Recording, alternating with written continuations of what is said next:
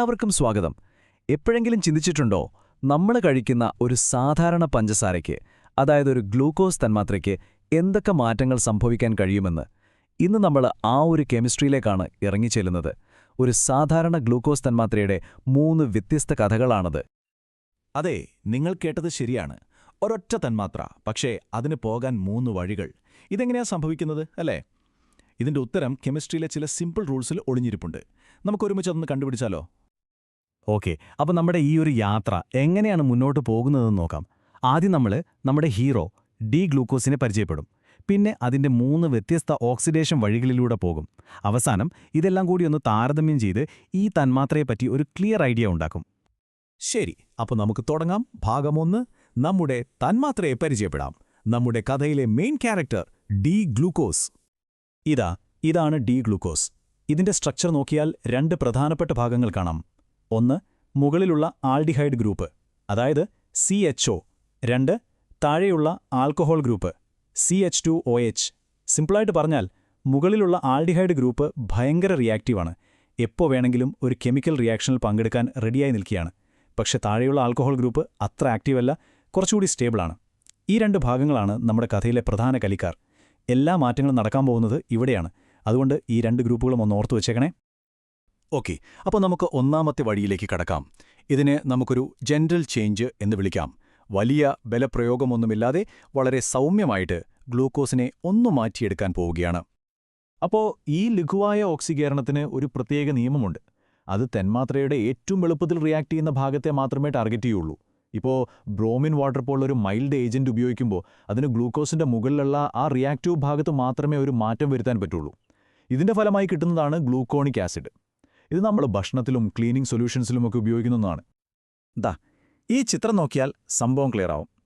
ഇടതുവശത്ത് നമ്മുടെ D glucose, അതിന്റെ മുകളിലുള്ള CHO ഗ്രൂപ്പ് കണ്ടല്ലോ. ഇനി വലതുവശത്തേക്ക് നോക്കൂ. ആ ഭാഗം COOH എന്ന കാർബോക്സിലിക് ആസിഡ് ഗ്രൂപ്പായി മാറിയിരിക്കുന്നു. പക്ഷെ താഴത്തെ ഭാഗത്തിനൊരു മാറ്റവുമില്ല, കണ്ടില്ലേ? ഇതാണ് ലഘുവായ ഓക്സീകരണത്തിന്റെ ഒരു പ്രത്യേകത. വളരെ പ്രിസൈസാണ്. ഇനി നമുക്ക് രണ്ടാമത്തെ വഴിയിലേക്ക് പോകാം. ഇവിടെ കാര്യങ്ങൾ കുറച്ചുകൂടി സീരിയസ് ആണ്. ഒരു ഫുൾ മേക്ക് ഓവർ എന്ന് തന്നെ പറയാം. ഇവിടെ പ്രധാന വ്യത്യാസം നമ്മൾ ഉപയോഗിക്കുന്ന കെമിക്കലാണ്. നൈട്രിക് ആസിഡ് പോലെ ഭയങ്കര പവർഫുള്ളായിട്ടുള്ള ഒരു ഓക്സിഡൈസിംഗ് ഏജന്റ് ഉപയോഗിക്കുമ്പോൾ അതിന് ഗ്ലൂക്കോസ് തന്മാത്രയുടെ 2 അറ്റങ്ങളെയും ഒരേ സമയം മാറ്റാൻ പറ്റും. അതായത് മുകളിലെ റിയാക്റ്റീവ് ഭാഗമെന്നോ താഴത്തെ സ്റ്റേബിൾ ഭാഗമെന്നോ ഒരു വ്യത്യാസവുമില്ല. 2നെയും അത് ഒരുപോലെ ഓക്സിഡൈസ് ചെയ്യും. ഇതൊരു ബിഫോർ ആൻഡ് ആഫ്റ്റർ ചിത്രം പോലെ നോക്കൂ. ഇടതുവശത്തുള്ള ഗ്ലൂക്കോസിന്റെ മുകളിലും താഴെയുമുള്ള ഗ്രൂപ്പുകൾ വലതുവശത്തെത്തിയപ്പോൾ രണ്ടും ആസിഡ് ഗ്രൂപ്പുകളായി മാറി. ഇങ്ങനെയാണ് ഒരു സ്ട്രോങ് ഓക്സിഡേഷൻ ഒരു തന്മാത്രയെ മൊത്തത്തിൽ മാറ്റുന്നത്. ഇതിലൂടെ കിട്ടുന്നതാണ് ഡി ഗ്ലൂക്കാരിക് ആസിഡ്. പുതിയ തരം പ്ലാസ്റ്റിക്കുകളും പോളിമറുകളും ഉണ്ടാക്കാൻ ഇത് ഉപയോഗിക്കാറുണ്ട്. അപ്പോൾ ഇതൊരു വെറും കെമിക്കൽ റിയാക്ഷൻ മാത്രമല്ല, ഇതിന് ഒരു പ്രാക്ടിക്കൽ ഉപയോഗം കൂടിയുണ്ട്. ലാബിലൊക്കെ ഗ്ലൂക്കോസ് പോലെയുള്ള ആൽഡോസ് ഷുഗറുകളെ മറ്റ് കീറ്റോസ് ഷുഗറുകളിൽ നിന്ന് വേർതിരിച്ചറിയാൻ ഈ ഒരു ടെസ്റ്റ് ഉപയോഗിക്കാറുണ്ട്. കാരണം കീറ്റോസുകൾക്ക് ഈ രീതിയിൽ 2 അറ്റത്തും ഒരേപോലെ റിയാക്ട് ചെയ്യാൻ കഴിയില്ല. ഇത് ഒരുതരം കെമിക്കൽ ഫിംഗർ പ്രിന്റ് പോലെയാണല്ലേ. ശരി, ഇനി നമ്മുടെ അവസാനത്തെ വഴി. ഇതൊരു സർപ്രൈസ് എൻഡിംഗ് ആണ്. കാരണം ഇത് ആദ്യത്തെ 2 റിയാക്ഷൻസിന്റെയും നിയമങ്ങൾ തെറ്റിക്കും. ഇതെങ്ങനെയാണ് സംഭവിക്കുന്നതെന്ന് നമുക്ക് നോക്കാം. ഈ റിയാക്ഷന്റെ പ്രത്യേകത എന്താണെന്ന് വെച്ചാൽ, ഇത് ടാർഗറ്റ് ചെയ്യുന്നത് താഴെയുള്ള ആൽക്കഹോൾ ഗ്രൂപ്പിനെ മാത്രമാണ്.